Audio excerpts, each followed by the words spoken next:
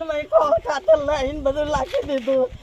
અઠવાડિયું દાદાને મેં પાણી રહ્યું, રોપી તરત તૈયાર થઈને પાણી રહ્યું. મને જોવા નહીં જવા દેતા. મને આજે બહુ જોવાનું મન થયું હતું કે નાખે છે.